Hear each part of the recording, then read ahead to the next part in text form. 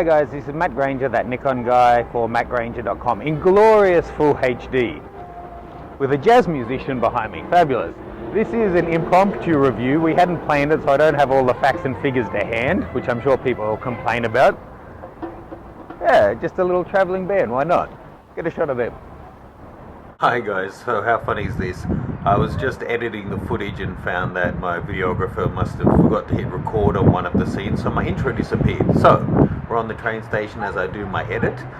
Today I wanted to introduce and compare the 50mm 1.8 to the 50mm 1.4, show you some sample video and photos taken with each of them, and take you for a tour around the lens. Okay, so these are both FX format lenses. They'll work on a full frame camera. They're both AFS, same, have one switch, manual auto or manual only. They're both the same filter size. It's just that you can see the 1.8, the actual front element isn't as big as on the 1.4. So really the build quality is pretty much identical too. The only difference then is that this has a 1.4 maximum aperture, this has a 1.8 maximum aperture, and any variation in image quality. Okay, let's check out some sample images. In all of these, the image on the left was taken with the 1.4 lens, on the right on the 1.8 lens. Both of these were taken at f8, and you can see the one on the right was definitely higher saturation and lower exposure.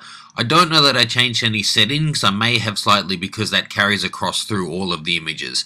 Here we are, both of them at f2.8, and you can certainly see it seems the 1.4 is softer bokeh. Here they are both at 1.8, again more saturated on the right, softer on the left. And similar story here, but again the left is even softer because this is going all the way to f1.4. Now let's check out some video samples. Okay, this is using the f1.4 lens at 2.8. God, he's handsome. Now let's try it at f2. This is the 1.4 at f2.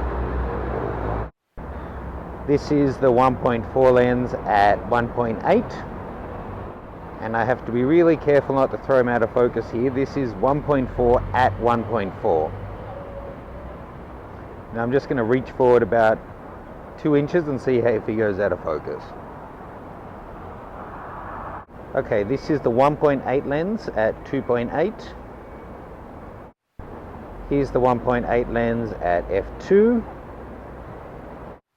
And here's the 1.8 lens at maximum aperture 1.8. Okay, so that was the footage side by side. It's also worth noting that the 1.4 is considerably heavier than the 1.8.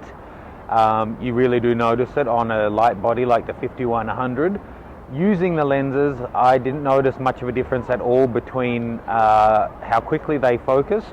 It may have been my imagination, but I felt like the 1.8 tend to grab focus on the right hand side, whereas the 1.4 was grabbing focus in the center. I don't think my frame moved that much that it should have made a difference. It may have been nothing though. So compare the footage yourself and see what you think. I think they're both beautiful lenses. It's just up to you if that extra bit of price is worth it to get that extra bit of aperture. Shooting in really low light conditions, it can make a difference, but with cameras shooting at 6400 comfortably these days, I don't know if it really is that big a deal. I hope that's useful for you. That's the 50mm 1.4G versus the 1.8G for mattgranger.com. See you next time.